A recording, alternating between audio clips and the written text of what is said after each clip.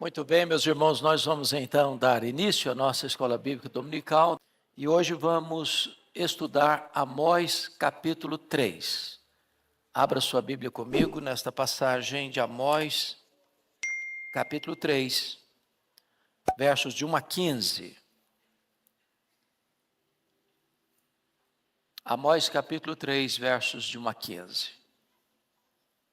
Esse texto diz assim: Ouvi a palavra que o Senhor fala contra vós outros, filhos de Israel, contra toda a família que ele fez subir da terra do Egito, dizendo: De todas as famílias da terra, somente a vós outros vos escolhi. Portanto, eu vos punirei por todas as vossas iniquidades. Andarão dois juntos se não houver entre eles acordo? Rugirá o leão no bosque sem que tenha presa? Levantará o leãozinho no covil a sua voz, se nada tiver apanhado? Cairá a ave no laço em terra, se não houver armadilha para ela? Levantar-se-á o laço da terra, sem que tenha apanhado alguma coisa? Tocar-se-á a trombeta na cidade, sem que o povo se estremeça? Sucederá algum mal à cidade, sem que o Senhor o tenha feito? Certamente, o Senhor Deus não fará coisa alguma, sem primeiro revelar o seu segredo aos seus servos, os profetas. Rugiu o leão, quem não temerá? Falou o Senhor Deus, quem não profetizará? Fazei ouvir isto nos castelos de Asdod e nos castelos da terra do Egito, e dizei: Ajuntai-vos sobre os montes de Samaria, e vede que grandes tumultos há nela, e que opressões há no meio dela. Porque Israel não sabe fazer o que é reto, diz o Senhor, e entesoura nos seus castelos a violência e a devastação. Portanto, assim diz o Senhor Deus: o inimigo cercará a tua terra, derribará a tua fortaleza, e os teus castelos serão saqueados. Assim diz o Senhor: como o pastor livra da boca do leão as duas pernas ou um pedacinho da orelha, assim serão salvos os filhos de Israel que habitam em Samaria, com apenas o canto da cama e parte do leito. Ouvi e protestai contra a casa de Jacó, diz o Senhor Deus, o Deus dos exércitos. No dia em que eu punir Israel por causa das suas transgressões, visitarei também os altares de Betel, e as pontas do altar serão cortadas e cairão por terra. Derribarei a casa de inverno com a casa de verão. As casas de marfim perecerão, e as grandes casas serão destruídas, diz o Senhor. Hoje eu quero tratar com os irmãos sobre o tema o rugido do leão. O rugido do leão. Verso 4. Rugirá o leão no bosque, sem que tenha presa. Verso 8. Rugiu o leão, quem não temerá? Falou o Senhor, quem não profetizará? O rugido do leão. Meus irmãos, Amós é um dos profetas menores. E quando diz que é um profeta menor, não está dizendo que ele tem menos importância, ou é quase irrelevante. Quando diz que é um profeta menor, é porque ele tem um conteúdo registrado, escrito, menor do que os profetas maiores, ou seja, Isaías, Jeremias, Ezequiel e Daniel. Amós está profetizando para o reino do norte. Nós chamamos o reino do norte de Israel. As duas tribos do sul, o reino de Judá. Mas ele nasceu em Tecoa, no reino do sul, e está profetizando no reino do norte. Amós não é um homem das altas cortes ou das altas rodas sociais, não procede da aristocracia. Ele é um boiadeiro, um boieiro. Diríamos nós, o homem plantador de sicômoros, ou seja, a lida dele é com a agricultura e com a pecuária. Mas Aprove a Deus chamá-lo. E chamá-lo para confrontar a elite econômica, política do Reino do Norte. Já vimos nas aulas anteriores que o método dele foi muito estratégico. Por quê? Porque ele começa denunciando as nações pagãs, estrangeiras. E já tinha denunciado, portanto, a Síria, a Filistia, a Fenícia. Depois ele começa a denunciar os pecados das nações que tinham parentesco com Israel: Edom, Amon e Moabe. Fechando o cerco, ele denuncia os pecados de Judá. Mas o propósito dele era embocar a trombeta e exercer o seu ministério específica e exclusivamente em Israel, ou seja, no Reino do Norte. Eu até vejo a população do Reino do Norte aplaudindo Amós quando ele denuncia os pecados da Síria, aplaudindo Amós quando ele denuncia os pecados da Filistia e da Fenícia. Muito bem, Amós, é isso mesmo. Eu vejo esse povo até aplaudindo Amós quando ele denuncia os pecados das nações ao redor de Israel, que tinham parentesco com Israel: Edom, filho descendente de Esaú; Amon e Moabe, descendentes de Ló. Eu acho até que o povo aplaudia ele quando denunciava os pecados de Judá, Reino do Sul, muitas vezes se posicionando como rival do Reino do Norte. Mas agora ele está denunciando especificamente os pecados de Israel. E esse texto vai trazer para nós algumas lições importantes que passo a descrever. Primeiro, privilégios implicam em responsabilidades. Então vamos olhar, por gentileza, esse texto. Amós capítulo 3. Primeiro, tem aqui uma escolha graciosa e soberana. Versículo 2. Você lê o versículo 2 comigo, por favor? De todas as famílias da terra, somente a vós outros vos escolhi. Portanto, eu vos punirei por todas as vossas iniquidades. Veja você que Deus põe o coração dele nesse povo, desde Abraão, quando chama Abraão. E Abraão vai ser o pai de uma grande nação.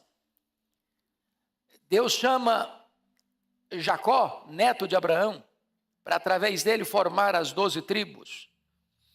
Deus escolheu esse povo não porque, conforme Moisés diz em Deuteronômio 7, 6 a 8, por ser o maior povo, ou o melhor povo. A eleição, a escolha divina não tem a ver com mérito. Foi assim com você e comigo. Deus não nos escolheu porque éramos melhores. Deus não nos amou porque viu em nós algo digno de ser amado. A escolha divina é soberana e é incondicional. Foi Ele quem nos escolheu. Nos escolheu antes da fundação do mundo, antes dos tempos eternos. Nos escolheu em Cristo. Nos escolheu para vivermos uma vida santa e irrepreensível. Não nos escolheu porque previu que íamos crer, cremos porque nos escolheu. Não nos escolheu porque previu que nós seríamos santos, Ele nos escolheu para sermos santos. Ele não nos escolheu porque viu em nós boas obras, nos escolheu para as boas obras. E foi assim também com Israel.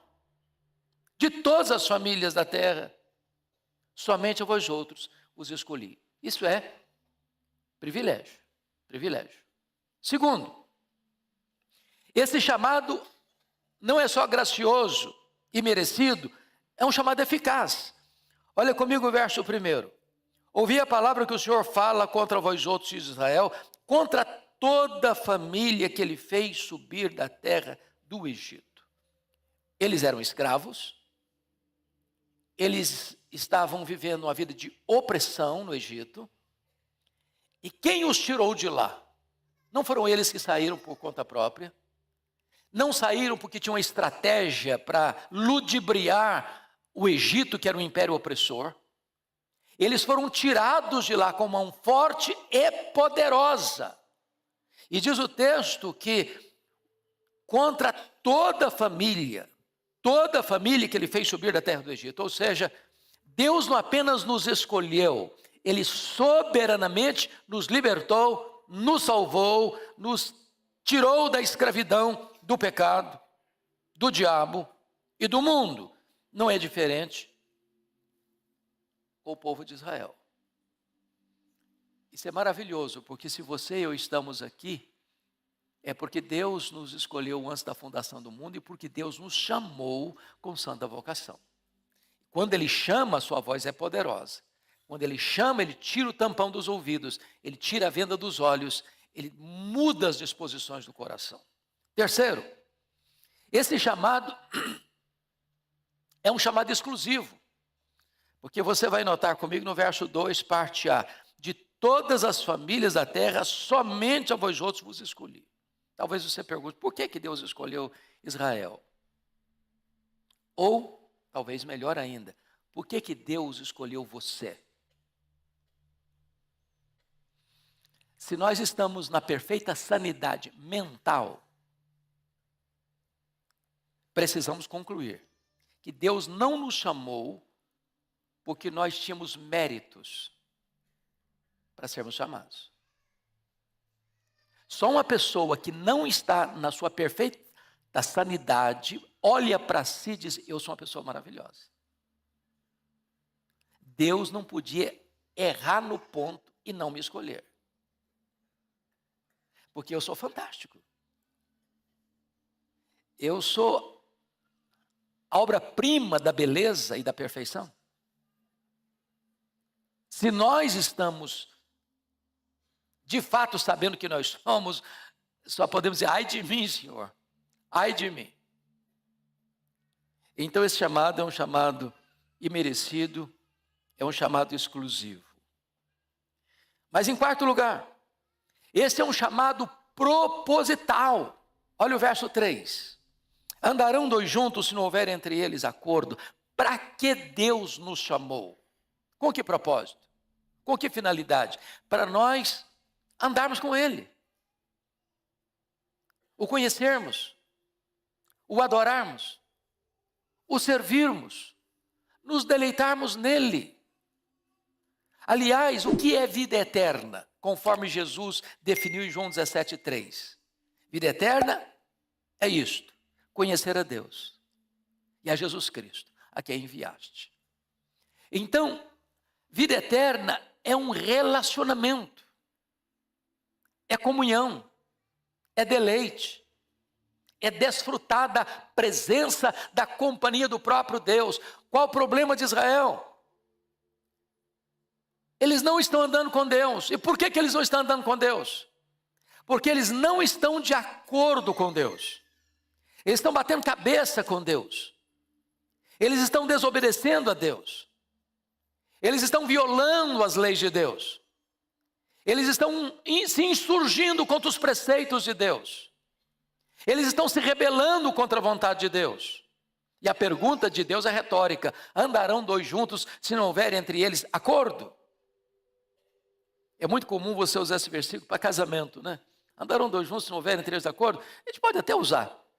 Mas primariamente, substancialmente, prioritariamente, essa é uma pergunta retórica de Deus para você e para mim, diz o seguinte, não dá para andar com você se você não quer cumprir os princípios que eu estabeleci para você ter comunhão comigo.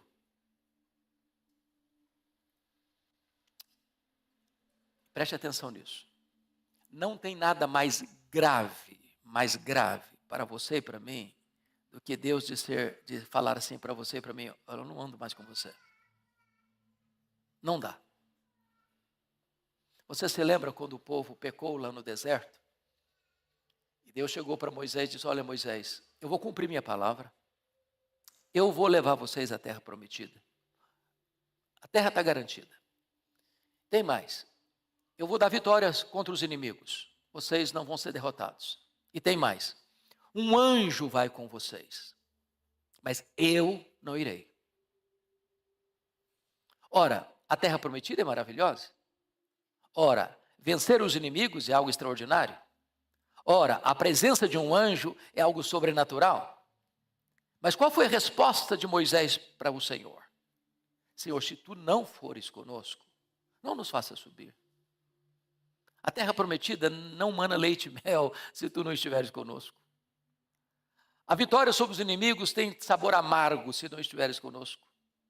A presença de um anjo, embora sobrenatural e tão poderosa, não é suficiente para nós. A maior necessidade nossa, Deus, é andar contigo, é desfrutar da tua presença, é o tu estares conosco.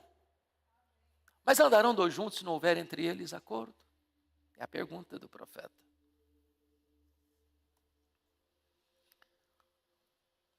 Israel estava vivendo em pecado. E esse pecado estava instalado, conforme olhamos na aula passada, nas cortes, no palácio, na religião idólatra. E assim Deus está dizendo, eu não vou mais andar com vocês, porque não há acordo entre nós. É uma pergunta retórica. Mas notem comigo que esse chamado implica em responsabilidade. Porque o texto vai nos mostrar, no versículo 2, de todas as famílias da terra, somente a vós outros vos escolhi, portanto, olha o portanto, olha a consequência, portanto, eu vos punirei por todas as vossas iniquidades. Então, pegando o tema que nós demos, o título que nós demos aqui, privilégios implica em quê? Em responsabilidade. Quanto maior é o privilégio, maior a responsabilidade. De todas as famílias da terra, escolhi só vocês. Então vocês têm uma responsabilidade muito maior que as outras famílias da terra. Disse na aula passada que os pecados do povo de Deus são mais graves, são mais hipócritas e são mais danosos do que os pecados dos outros. Por quê? Mais graves porque o povo de Deus peca contra o maior conhecimento. Mais hipócritas porque o povo de Deus convoca os outros a conhecerem a Deus quando eles não estão andando com Deus. E mais danosos porque quando o povo de Deus cai, mais pessoas são atingidas. Aqui está o ponto. Mas vamos ao segundo ponto da mensagem da exposição. O pecado sempre atrai juízo. Porque ele nunca ficará sem julgamento. E aqui, se vocês notaram comigo, Amós vai usar 5 parábolas para descrever a questão de causa e efeito. Se não, vejamos. Verso 4. Rugirá o leão no bosque, sem que tenha presa. Primeira parábola. Se você gosta e já assistiu filmes de animais selvagens, o leão não ruge quando ele está para pegar a presa. Ele vai devagarzinho, ele vai quietinho, para estar numa situação de estratégia. E aí ele salta sobre a presa e ruge. Ou ele ruge para espantar a presa, para sair da sua toca, e você já percebeu isso, quando tem uma manada, por exemplo, ele ruge para que se espalhem, e aquela que sai sozinha, ele vai atrás. Tem mais força, às vezes tem mais velocidade, e captura a presa. Causa e consequência. Quando ele ruge, é porque a presa vai ser apanhada. Segunda parábola. Levantará o leãozinho no covil a sua voz, se nada tiver apanhado? Ou seja, quando o leãozinho lá na cova espera a caça, espera a presa que a mãe caçou, aliás, nota de rodapé, quem caça via de regra não é o leão, né? É a leoa. O leão mais para pose, mais para foto. Você percebeu que hoje todo mundo está usando foto de leão? Acho que 80% dos gabinetes pastorais que eu visito hoje tem um leão na foto, lá na parede. Fica bonito, né? Na foto fica muito bonito. Mas quando o leãozinho ruge, é porque a mãe trouxe para ele o quê? o alimento? A presa. Então ele ruge, depois que a presa já foi apanhada. Olha a outra figura. Versículo 5. Cairá a ave no laço em terra, se não houver armadilha para ela? Ou seja, tem que ter armadilha. Entenda a armadilha? A ave chega e cai na armadilha.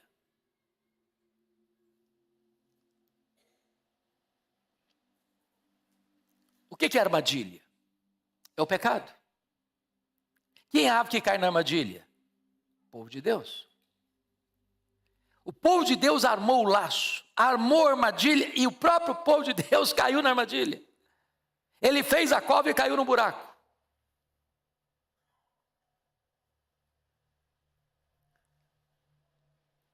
Outra causa e consequência. Levantar-se ao laço da terra sem que tenha apanhado alguma coisa, porque arma o laço. A presa chegou, o laço sobe, prende a presa, ela está capturada, está dominada. Causa e efeito. Outro efeito, versículo 6. Causa e efeito. Tocar-se a trombeta na cidade sem que o povo se estremeça. Ou seja, a trombeta era um instrumento de convocação do povo, ou alerta do povo, na iminência de um ataque, de um inimigo, de uma situação trágica, de um perigo mortal. Então tocava a trombeta, o povo começava a tremer. Uma situação muito grave estava para acontecer. Ou a última que ele menciona: sucederá algum mal à cidade sem que o Senhor tenha feito? Ou seja, preste atenção que isso aqui não é mal moral, isso é mal circunstancial, isso é disciplina de Deus. O contexto aqui é: quem vai trazer o mal sobre o seu povo? Quem vai trazer o mal sobre Israel? Deus. Que mal é esse que Deus vai trazer sobre Israel?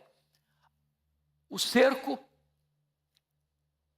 o ataque, o domínio do poderoso império assírio, que vai cercar Samaria durante 3 anos, que vai saquear Samaria, que vai entrar nos palácios, nas casas grandes de marfim, e vai saquear tudo, levar tudo embora, e fazer desse povo um povo escravo e cativo. Então preste atenção aqui nas lições. Primeiro, a sentença de Deus estava lavrada contra o seu próprio povo rebelde. Rugirá o leão sem que tenha presa. A sentença está lavrada. O leão rugiu. Se o leão rugiu, é porque a presa já foi pega, já foi apanhada. Segundo, o povo de Deus cai no laço do seu próprio pecado. Porque cairá ave no laço em terra, se não houver armadilha para ela. A armadilha foi montada pelo próprio povo de Deus para pegar a si mesmo. Isso é o pecado é um embuste, é um engodo, é uma farsa. O que o pecado promete? Prazer. O que ele entrega? Desgosto. O que o pecado promete? Alegria. O que ele entrega? Tristeza. O que o pecado promete? Liberdade. Sou dono do meu nariz. Ninguém impõe uma limitação à minha vida. O que ele entrega? Prisão. Escravidão. O que o pecado promete? Vida. Curtir todas as taças dos prazeres. O que ele entrega? Morte. Então o povo de Deus cai no laço do seu próprio pecado. Terceiro, a proclamação do juízo de Deus é vista aqui como um verdadeiro terremoto. Veja o versículo 6 comigo. Tocar-se a trombeta na cidade sem que o povo se estremeça. A ideia aqui é de terremoto.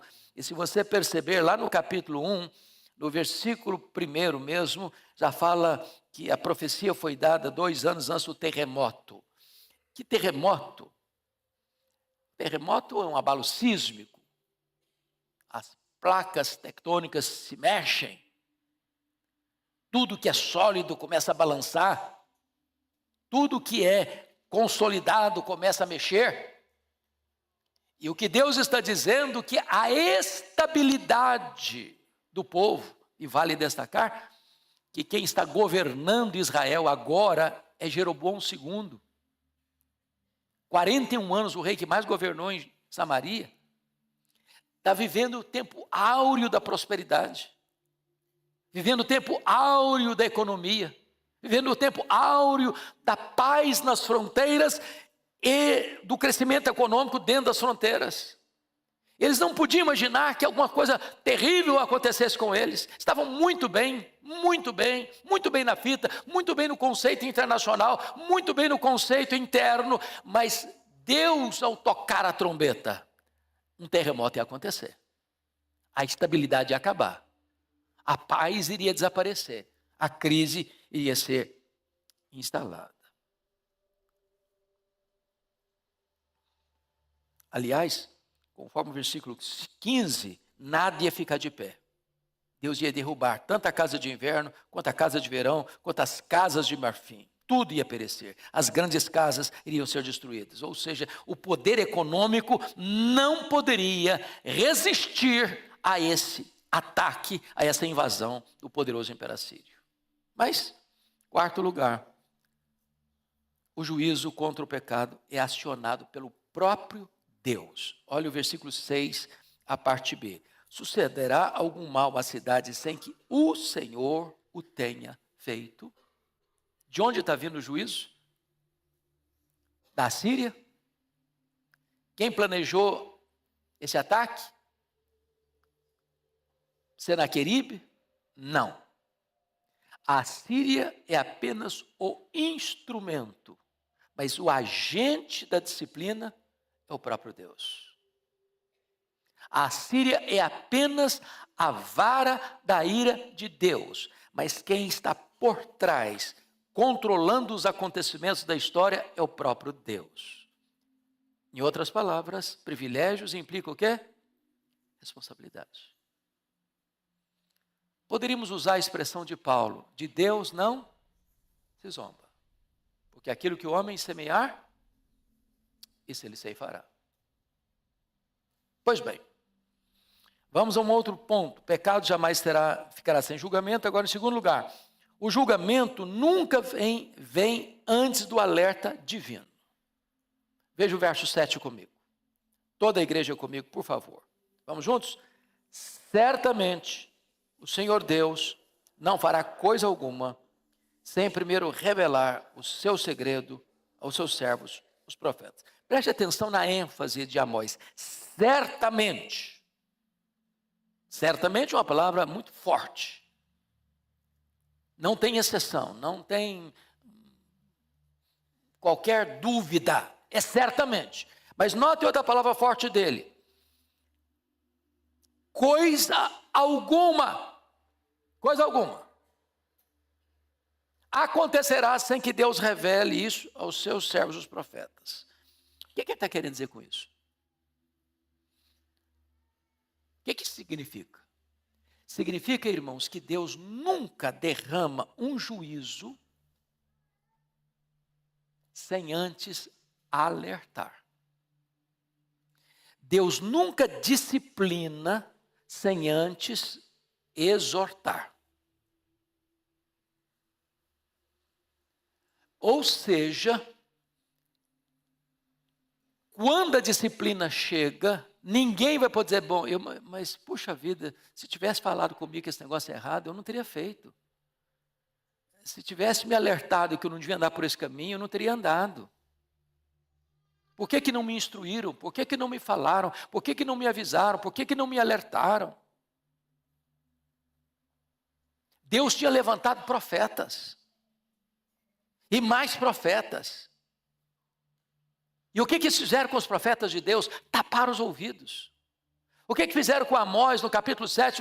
Vai embora daqui, profeta. Vai lá para a sua terra. Lá você profetiza. Aqui não. Aqui é o templo do rei. Aqui é o templo do reino. Cala a boca. Não fala mais conosco. Nós não queremos ouvir sua voz. Irmãos, em todos os períodos da história, Deus exortou, por exemplo, Deus levantou Noé para pregar tantos anos, dizendo, olha, acerte a vida com Deus, acerte a vida com Deus, acerte a vida com Deus. Ninguém quis ouvir Noé, até que o dilúvio chegou. Deus alertou Abraão acerca da destruição de Sodoma e Gomorra, e é por isso que ele ora para que o seu sobrinho e a sua família sejam poupadas. Deus alertou José acerca de uma grande fome mundial que poderia dizimar a população, e Deus levanta esse moço para ser um instrumento nas suas mãos. Em outras palavras, antes do derramamento das taças da ira de Deus, Deus faz soar as suas trombetas. É isso que Apocalipse ensina.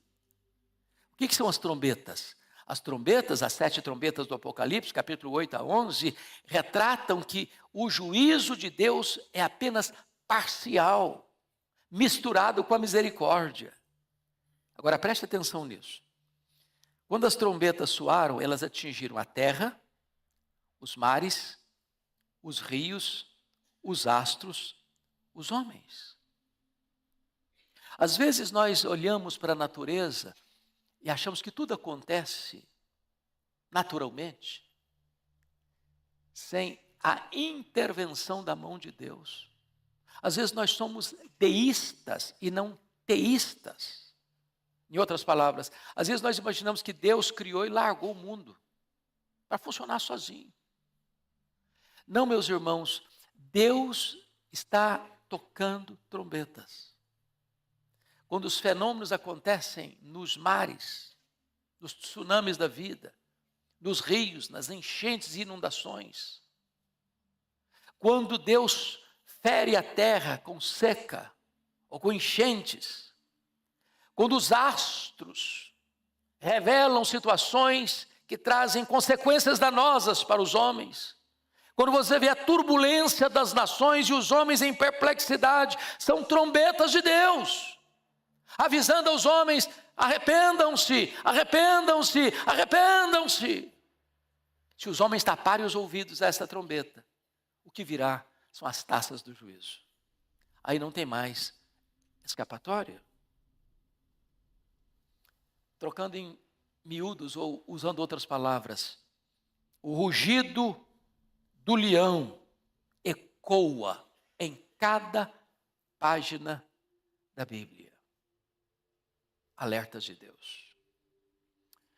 Mas em terceiro lugar, o pecado nunca fica escondido. Veja comigo o verso 9 e 10. Primeiramente, quando o povo de Deus peca, até os pagãos ficam escandalizados. Olha o verso 9, leia comigo o verso 9. Fazei ouvir isto nos castelos de Asdod, nos castelos da terra do Egito, e dizei: ajuntai-vos sobre os montes de Samaria, e vede que grandes tumultos há nela, e que opressões há no meio dela. Preste atenção aqui. Quando se trata de denunciar o pecado do povo de Deus, pastor André, é muito curioso, porque a figura de tribunal é estabelecida. Por exemplo, lá em Isaías capítulo 1, versículo 2, o profeta chama os céus e a terra como testemunha contra o seu povo. Quando Miqueias vai exortar o povo, está lá no capítulo 6, versículos 1 e 2, Deus chama os montes e os outeiros para serem testemunhas contra o seu povo. Aqui nesse texto de Amós, capítulo 3, versículo 9, Amós está chamando os povos pagãos para virem para os montes de Samaria, para serem testemunhas oculares. Ou seja, Deus está chamando aqui os filisteus de Asdod e o povo do Egito para serem testemunhas nos montes de Samaria. E testemunhas de quê? Dos grandes tumultos que há nela e que opressões há no meio dela. Em outras palavras, quando o povo de Deus peca, isso choca e deixa perplexo até os pagãos. os pagãos que só têm a lei da consciência e não a revelação especial de Deus, a sua palavra, são testemunhas contra o povo que tem a revelação especial. E não obstante isso, despreza Deus, se insurge contra Deus, desobedece à lei de Deus. Segundo, quando o povo de Deus se entrega ao pecado, ele se torna pior do que os ímpios. Olha o verso 10 comigo, por favor. Leia o verso 10 comigo. Porque Israel não sabe fazer o que é reto, diz o Senhor, e entesoura nos seus castelos a violência e a devastação. Então, como eu, gosta de grifar sua Bíblia, vamos grifar algumas coisas aqui. Versículo 9, ele fala de grandes tumultos, né? Grandes tumultos. Convulsão social. Ainda no verso 9, ele usa opressões, e olha que está no plural. Opressões, no meio dela. No meio de quem? Samaria, capital do reino. Versículo 10. Eles não sabem fazer o que é reto. Agora, não sabem porque são ignorantes, porque não conhecem. Isso é uma força de linguagem. Não é que eles não sabem porque nunca ouviram falar, ou porque não conhecem, porque são analfabetos das coisas espirituais. Não. Quando diz eles não sabem fazer o que é reto, é que apesar de saber o que é reto, eles rejeitam o que é reto. Eles conhecem a luz, mas amam mais as trevas do que a luz. Eles sabem o que Deus requer, mas eles se insurgem contra Deus e fazem exatamente o contrário do que Deus mandou. Rebelião. Mas ainda no versículo 10, olha aí. Entesoura nos seus castelos. Castelos, as grandes casas, as grandes mansões, o refúgio dos poderosos. O que é que eles entesouram lá? A violência. Violência contra quem? Contra os inocentes. Contra aqueles que não têm vez. Contra aqueles que não têm voz. Contra aqueles que reivindicam os seus direitos e esses direitos são negados. O que é que reina lá? Devastação.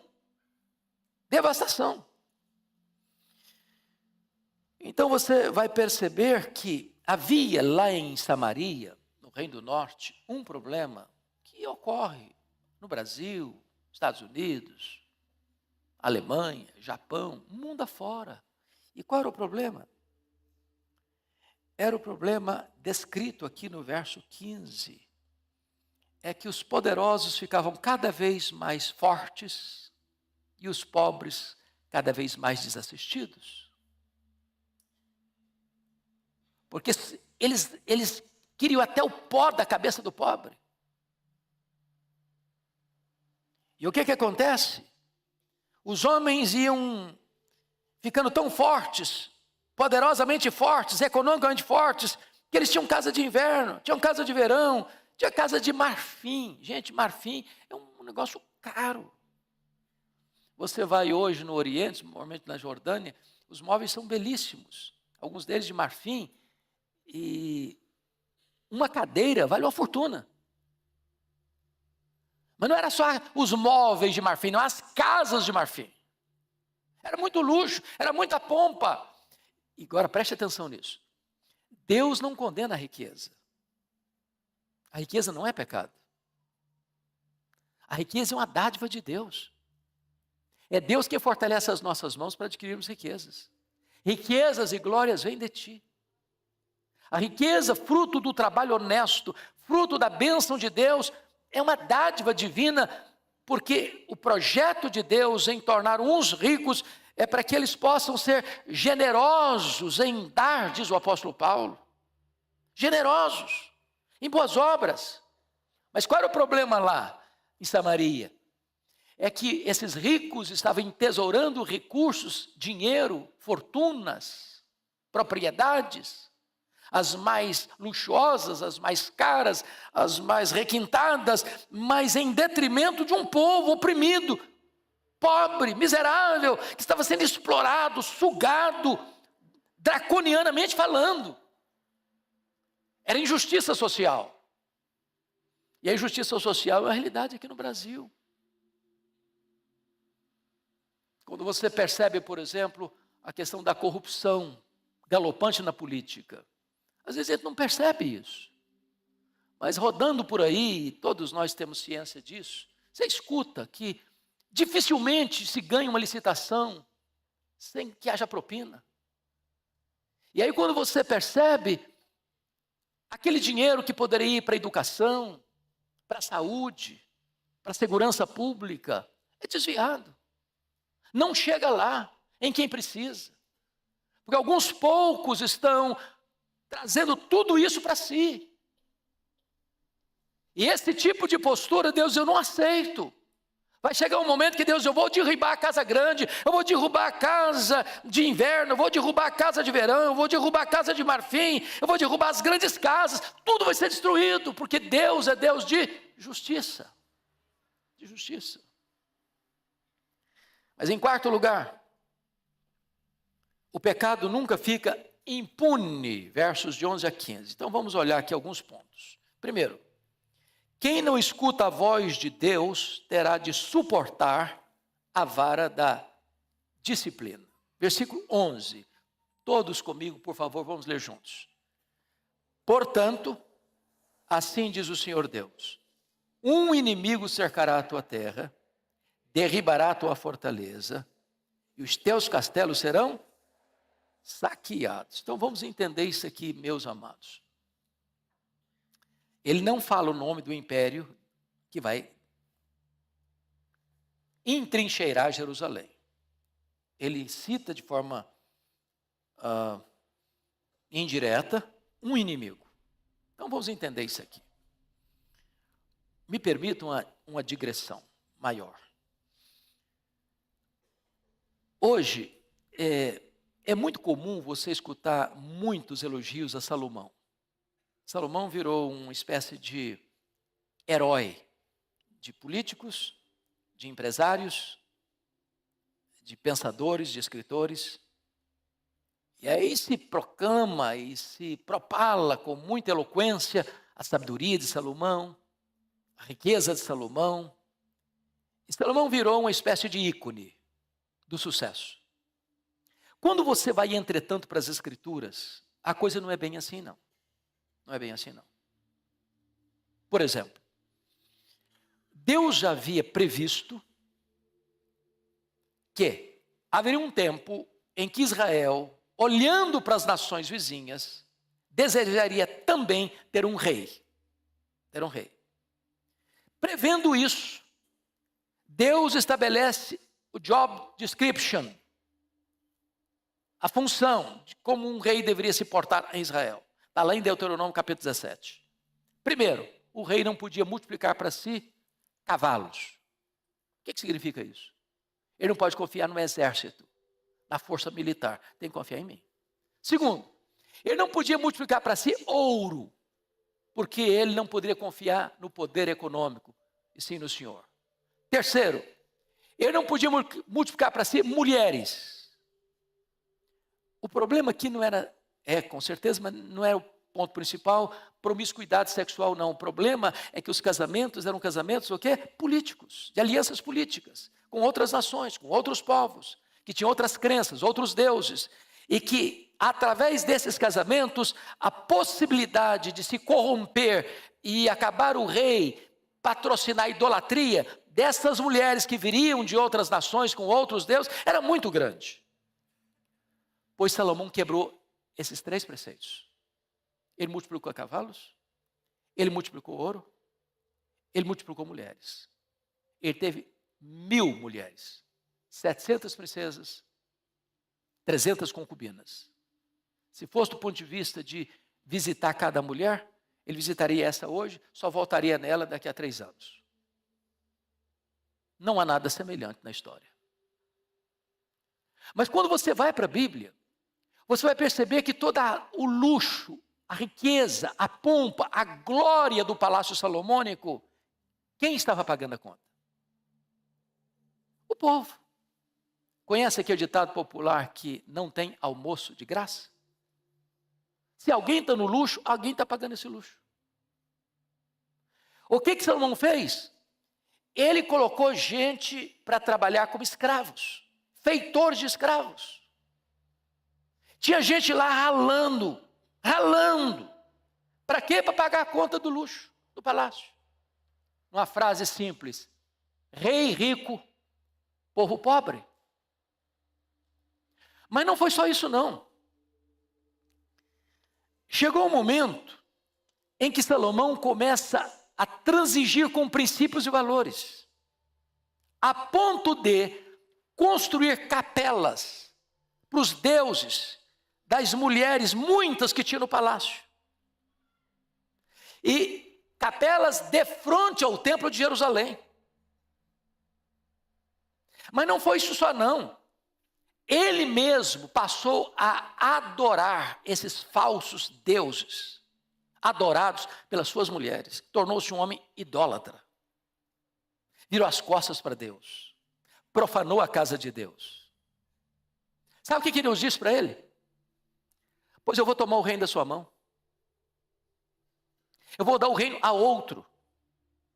E Deus chegou a dizer quem era o cara. É o Jeroboão. Quem era o Jeroboão? Um feitor de escravo de Salomão. O cara tomava conta dos escravos que trabalhavam trabalhos forçados. O profeta Aías chegou a dizer para esse camarada: Jeroboão, olha, se você andar com Deus, Deus vai entregar nas suas mãos e Deus vai abençoar você. Quando Salomão ficou sabendo disso, perseguiu o cara para matá-lo. Ele teve que fugir para o Egito. Mas não foi só isso não. Salomão não preparou um sucessor. E alguém já disse que sucesso sem sucessor é fracasso. O filho dele, o Roboão, que viveu no palácio, no luxo, no fausto, ao assumir o governo depois da morte de Salomão, em 931, não teve sabedoria. O que aconteceu? Morreu Salomão, 931 a.C. Esse cidadão Jeroboão, que fugiu para o Egito, retorna rapidamente para Israel, reúne o povo, vai ao rei Roboão e diz: olha, nós temos uma reivindicação a fazer. Alivia a mão. Nós não aguentamos mais pagar impostos. Está demais. Estamos trabalhando a meia com o governo. Não aguentamos mais. Agora, se você aliviar os tributos, os impostos que nos oprimem, nós prometemos a você, rei Roboão, que vamos ser leais a você. Bom, imposto alto, o Brasil não tem nenhuma saudade de Israel. Na verdade, nós estamos com o mesmo problema hoje. Cada dia mais. Hoje o camarada para abrir uma empresa é uma loucura. E às vezes quando os impostos são pesados demais, isso pode fazer o quê? Levar muita gente a ludibriar o fisco. Arranjar um outro jeitinho. Pois bem, o rei Roboão não quis ouvir. Não, se vocês acham que eu vou aliviar a carga de vocês, a carga tributária, vocês estão muito enganados e usam uma figura de linguagem. O meu dedo mínimo é mais pesado que o braço do meu pai. Eu vou botar chicote em cima de vocês. O que aconteceu? Sob a liderança cismática de Jeroboão I, 10 das 12 tribos romperam com a dinastia davídica e formaram um reino, chamado Reino de Israel, que durou 209 anos, de 931 a 722. Esse reino teve 19 reis, 8 famílias diferentes, 8 dinastias diferentes governando. Nenhum desses reis andou com Deus. E eu pergunto a vocês, onde nasceu o reino rebelde de Israel? Na casa de Salomão. Na casa de Salomão. A tragédia de Israel nasceu dentro da casa de Salomão.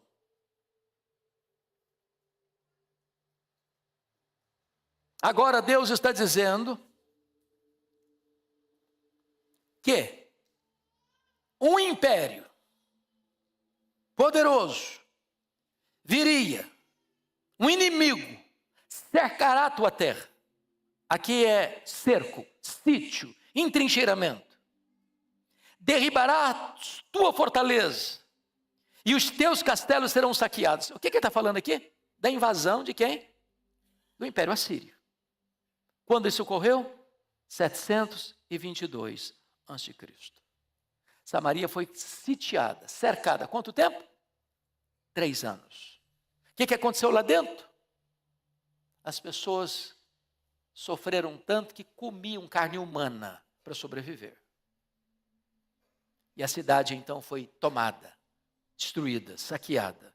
E o povo foi levado cativo. A Bíblia diz em Provérbios 29:1 que quando o cidadão é exortado muitas vezes, não se dá conta, ele é quebrado repentinamente, sem que haja cura. Não tem mais resposta, não tem mais solução. Isso está acontecendo aqui.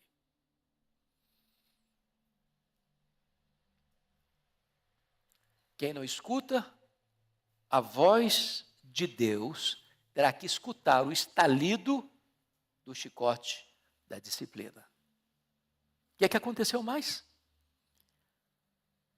Esse povo restante que ficou em Samaria, porque você não leva literalmente 100% das pessoas, os que ficaram, por estratégia, o rei Sargão II traz outros povos para cá. E há o quê? Uma miscigenação racial e um sincretismo religioso. Essa miscigenação racial vai dar o nome de quê? Povo samaritano. Que vai se tornar, historicamente, por mais de 700 anos, inimigos irreconciliáveis do povo de Judá. Até o ponto de Jesus vir e a mulher samaritana questioná-lo: como pedes a mim de beber, sendo tu judeu e eu samaritana? Em outras palavras, não sabe que nós somos inimigos? O que é que derrubou essa parede de inimizade? O Evangelho de Jesus Cristo. O Evangelho de Jesus Cristo.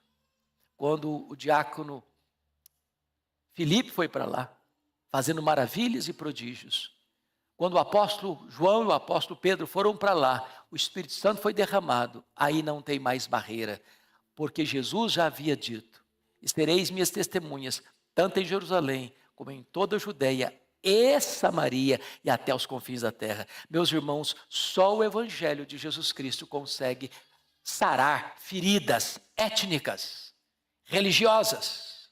Só o Evangelho de Jesus Cristo pode reconstruir o que o pecado destruiu. Só a graça de Deus pode fazer transformações e mudanças na vida do ser humano. Voltando ao texto de Amós. Segundo lugar, Deus é o agente do julgamento do seu povo. Por favor, confira comigo o verso 14 e 15. Toda a igreja lendo comigo. Vamos juntos?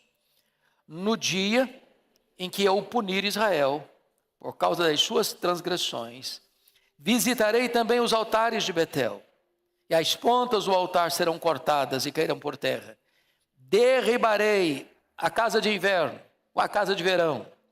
As casas de marfim perecerão, e as grandes casas serão destruídas, diz o Senhor. Chama a sua atenção para 3 verbos que estão aí, no verso 14 e 15, para mostrar que o agente do julgamento é o próprio Deus. Verso 14, eu punirei.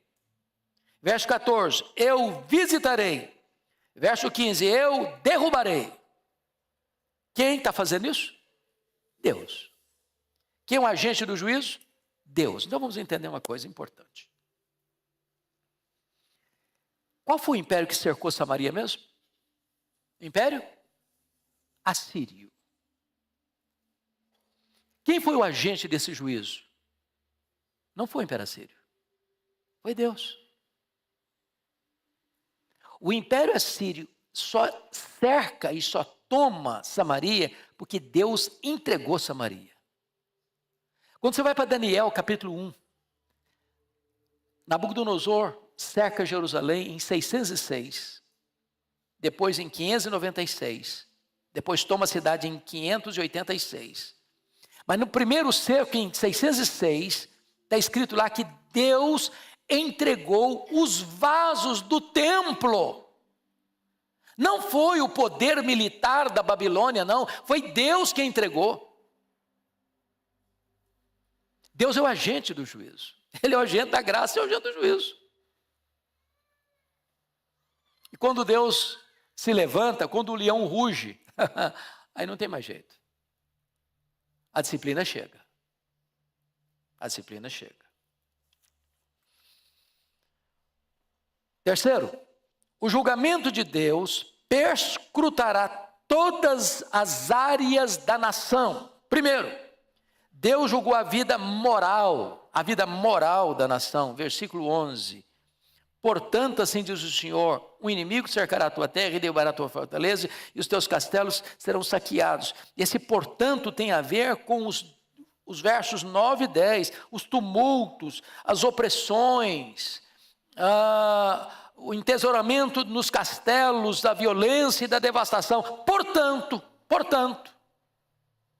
ou seja, Deus está punindo os pecados de opressão, os pecados morais, econômicos, que o povo está fazendo com aqueles que não têm como encontrarem solução. E aí você vai ver que os reis eram maus, os ricos eram avarentos, as mulheres fúteis. Só para você dar um spoilerzinho do próximo domingo. Versículo 4, capítulo 4, verso 1. Ouvi esta palavra, vacas de Bazã, que estáis no monte de Samaria, oprimis os pobres, esmagais os necessitados, e dizeis a vosso marido, dai cá e bebamos. Ou seja, até as mulheres. Alguém já disse, vou falar em voz baixa, porque tem mulher no auditório. Dizem que quando as mulheres se corrompem, é porque a situação já está no fundo do poço. Elas são guardiãs de princípios. É verdade. Já perceberam isso? Ô, gente, quem segura a ponta, via de regra hoje, em muitas famílias, é a mulher. O cara sai de casa, deixa a mulher com 4 filhos pequenos, e não paga um centavo de pensão e desaparece, e a mulher, heroína, segura as pontas. Mas as mulheres lá em Samaria, elas induziam os maridos respectivos. Não, toma o que você puder. Vamos beber vinhos caros. Vamos dormir em cama de marfim. Vamos curtir a vida. Alguém vai pagar essa conta. A opressão. Deus está julgando isso. Segundo, Deus julga a ganância insaciável dos ricos. Preste atenção comigo. Versículo 15.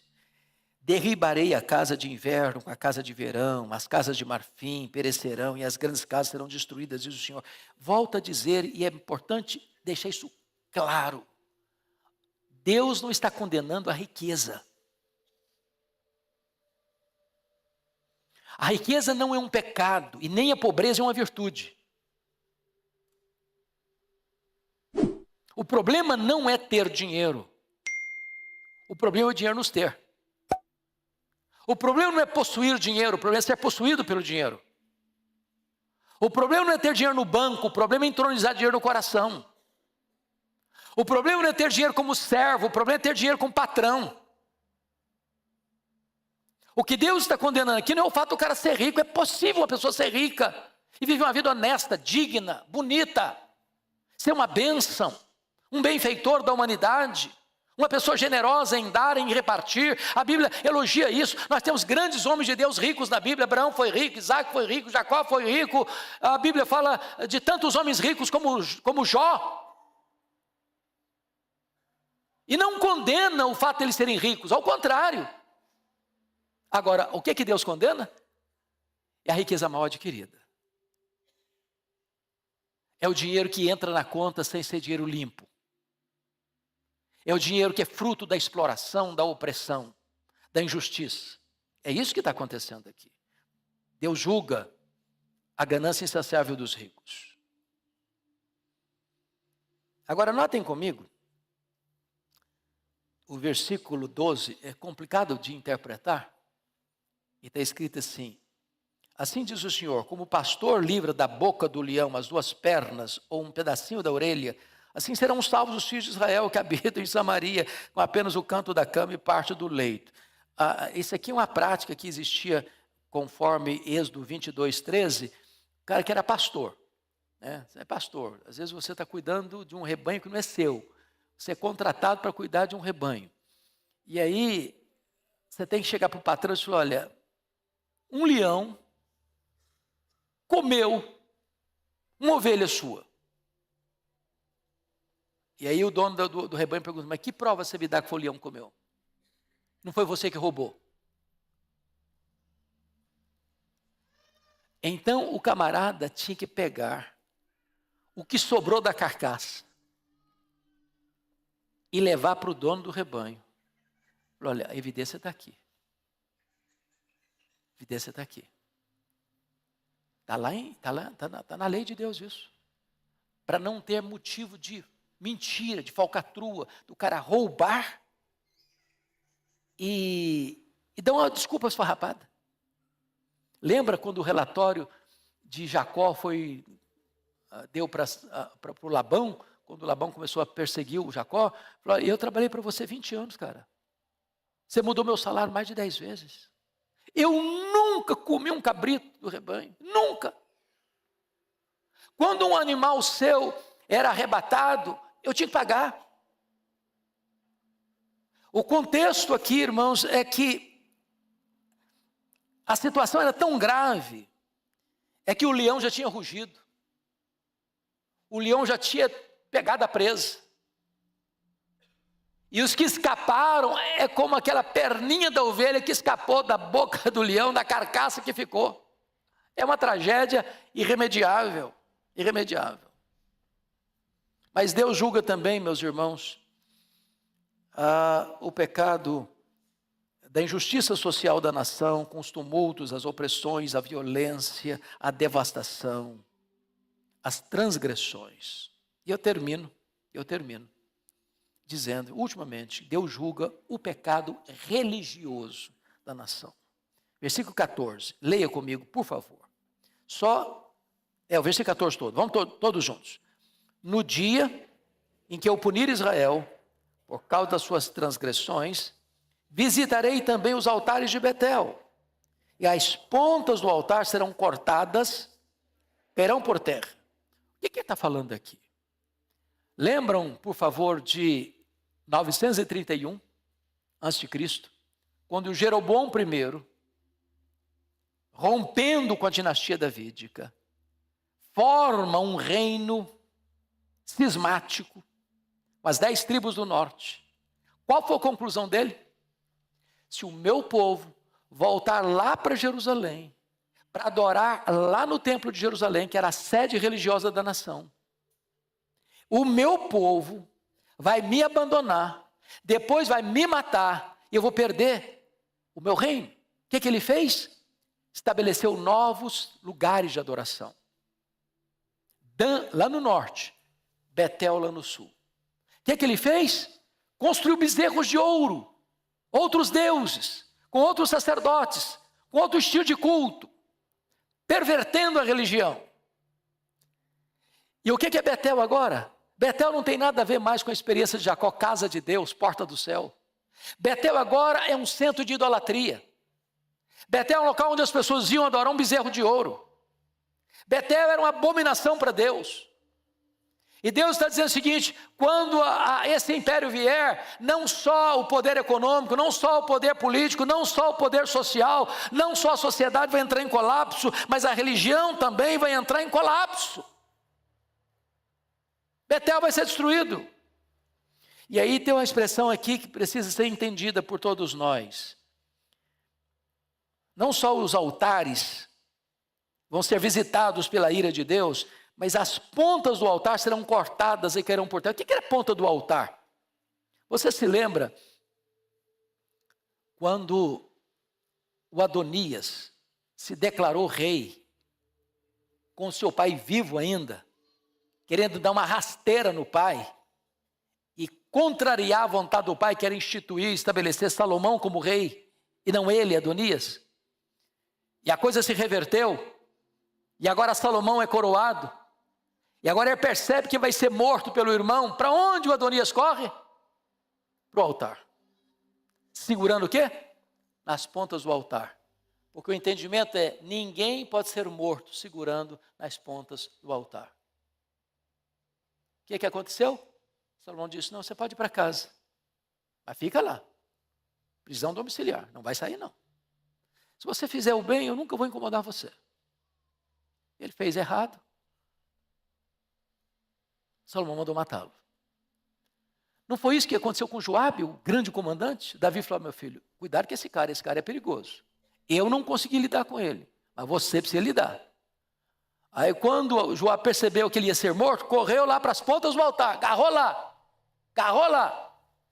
Quando Deus diz, eu vou cortar a ponta do altar, está dizendo o seguinte, não tem refúgio, não tem saída, não tem lugar seguro para você quando eu visitar este povo com a minha disciplina. Então, até Betel para você cair.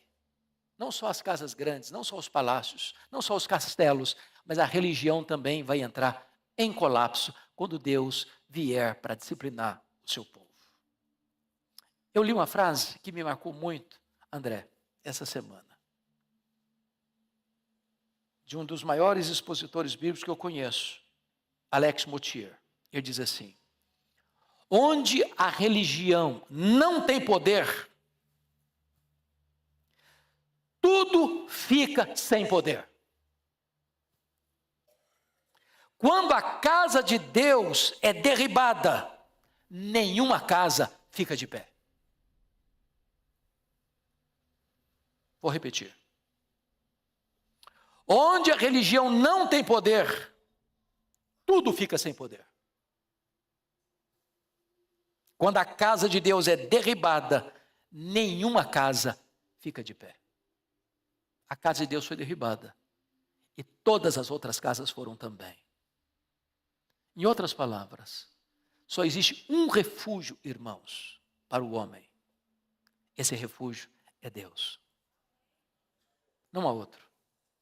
Nem político, nem econômico, nem social, nem isso, nem aquilo outro. Só Deus pode ser o nosso refúgio. Corramo-nos, portanto, para ficarmos debaixo das asas do Altíssimo. E aí encontraremos um refúgio seguro e eterno. Que Deus nos abençoe. Amém. Vamos ficar em pé e vamos orar.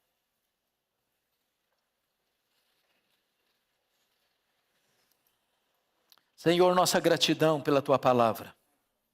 Nossa gratidão pelo alerta tão solene que ela nos traz. Tem misericórdia de nós. Compadece-te de nós. Não há maior e mais grave perigo e ameaça para a nossa alma do que o nosso próprio pecado. Ajuda-nos, Deus, a sermos quebrantados, humilhados, diante do poder desta palavra, para que nos arrependamos e nos voltemos para Ti de todo o nosso coração. Perdoa os pecados do Teu povo. Perdoa os pecados da nossa nação. Perdoa os pecados da nossa família. Perdoa os pecados da nossa igreja. Perdoa, Deus, os nossos pecados.